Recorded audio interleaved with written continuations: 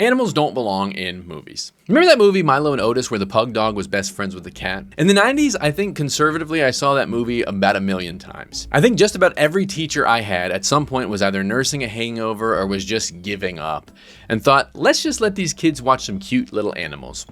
But it wasn't cute. Hi, I'm a beta cuck.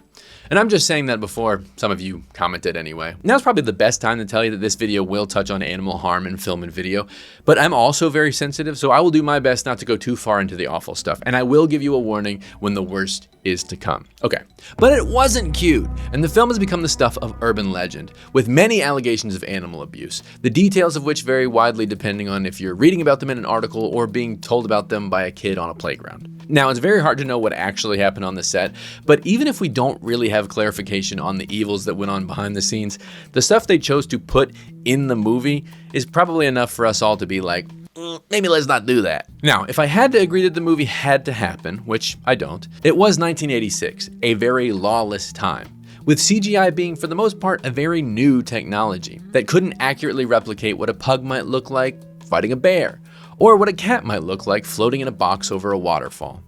The only way to make this film would have been using puppets or real animals. I mean, I guess you could also do whatever the hell this is. But that's not the case anymore. It's 2026, baby, and CGI is so much better than it was then. And we've minorly started to care a little bit more about animals than we did at that time. The other day I saw the film Send Help, Sam Raimi's wonderfully fun movie about a disgusting tuna-eating strategist getting trapped on a deserted island with her handsome, but mean, boss. Sorry, I don't know why I did that voice. He was mean! Minor spoiler alert incoming for Send Help. There is a scene where a character fights a wild boar. And it's pretty graphic. You might have guessed this by now, but I haven't eaten meat in 10 years, and I normally shy away from or get very squeamish at the idea of animals in peril. But for whatever reason, I was completely unbothered by what I was looking at on screen. And it kind of came down to this. These are real people, and they clearly are interacting with a very not real looking pig. And I think that was the intention. It was a very calculated choice by the creators to depict the animal in this weird, otherworldly way. The pig was almost monstrous, and that made me feel not bad for it, and or think of it as not even a real thing. The same thing happened in the film Gladiator 2: Back in the Habit. Our main character, Paul Mescal, or whatever the hell they called him in that movie, has to fight a fully CGI baboon. From a CG perspective, the baboon looks pretty good, but it does not look like a baboon. It's scary looking, almost alien-like, and again, that was very likely a choice made so that we didn't think our main character was just beating the fuck out of some monkey. I mean, think about it. There's an old writing trope in film called save the cat. Popularized, if not coined by Blake Snyder, the idea is that early in the script, to prove to the audience that your main character is a good person, they should do something noble, like saving a cat from a tree. He's such a naughty cat.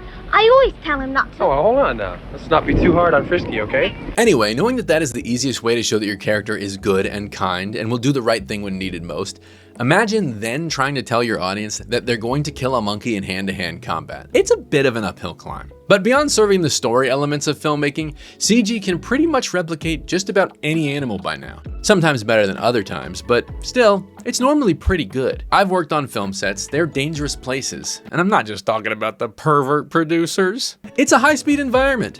There's heavy machinery and sometimes explosions and guns. And sure, I'm willing to grant that it's very likely because of some capitalist pressure and all of these people need to pay their very expensive LA rents. But all of the humans are aware of the risks, assume them, and make the choice to be there. You know who isn't aware of the risk and doesn't make the choice to be there? The children. No, I mean, yes, but different video. The animals. The dogs don't know why they're there. Nobody asked them. And more importantly, there's simply no need. Now, I can already hear you. What about the no animals were harmed in the making of this picture? That's what you sound like to me, by the way. Well, would you be surprised to find out that that's at least a little bullshit? Yes, the American Humane Association does monitor animal use on films using an incredibly extensive multi-point set of criteria to ensure the protection of animal actors on set. They've thought about nearly every facet of animal use and have very specific rules. For example, the American Humane Society recommends that productions be proactive when choosing times or seasons in which to film with animals. The American Humane Society recommends not filming during extreme hot or cold weather as temperatures may become an issue of safety and or welfare of animals. Nothing shall be done to an animal that will cause harm or permanently alter its physical characteristics. All animal fights such as dog, bull, and cockfights, hunting and fishing scenes, and scenes depicting the death of an animal must be simulated. And when all of these guidelines are met, they are awarded with the "No animals were harmed" in credit disclaimer. And so, of course, if you see that at the end of the film, you can rest easy knowing that, well, no animals were harmed, right? Wrong! In 2013, The Hollywood Reporter reported on an investigation they did that looked into some instances where animals were in fact put in danger and occasionally died, despite the film still carrying the "No animals were harmed" disclaimer. Now, I am going to read some examples. This is your trigger warning. According to the article, a chipmunk was fatally squashed in Paramount's 2006 Matthew McConaughey, Sarah Jessica Parker romantic comedy Failure to Launch. Don't laugh. The chipmunk was instantly no mas. Okay, but for real, it's not funny. Crew members for 2003's Pirates of the Caribbean's Curse of the Black Pearl, quote, had taken no precautions to protect marine life when they set off special effects explosions in the ocean, according to the AHA rep on set, which resulted in, quote, dozens of dead fish and squid that washed up on shore over 4 days during the filming. A husky dog was punched repeatedly in its diaphragm on Disney's 2006 Antarctic sledding movie 8 Below. All of these films had the American Humane Association on set. 8 Below even had the "No animals were harmed" disclaimer. And for another example, let's talk about Life of Pi, which I would argue is some of the best animal CG ever done. One of the main characters is a tiger, and they did an incredible job. I liked this movie a lot. In fact, there was a scene where they realized that a CG tiger just couldn't achieve what they needed, and so a real tiger was used. And guess what? They almost fucking killed it. Even still, Life of Pi has the "No animals were harmed" disclaimer. Okay, even if we all agree that animals don't need to be harmed and or killed to make a movie, and I'm pretty sure we do, one might say, sometimes the animals don't look perfectly real. Good! It's a movie! I don't need them to look real. I'm not entirely bought in on the fact that when you're watching a movie and someone is like wearing period inaccurate clothing, or a character hangs up the phone without saying goodbye, that it takes me out of the movie. It's a movie! In fact, if I see a CG chipmunk, I don't have to wonder if it was stepped on to death after the take, and I get to keep watching the movie guilt-free. Look, I get it.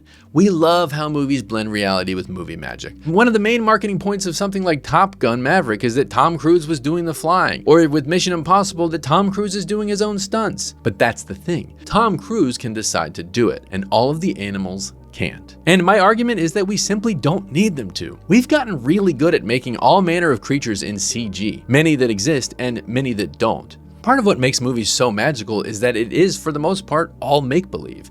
We like knowing that even if someone might get their head blown off on screen, it didn't actually happen. And we rest easy knowing, if we didn't hear about some freak accident, that the actors got to leave set and go back home after they're done filming.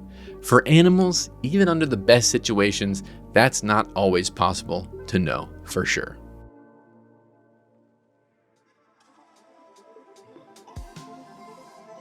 Thank you for watching, and I hope you enjoyed this video. If you want to support me making more videos, the cheapest and easiest way to do that is by liking, commenting, and sharing with your friends. And if you're looking for more of me, why don't you go ahead and join us over on twitch.tv/MattyIsTalking, where I stream every single week. Thank you for watching, and I'll see you next time.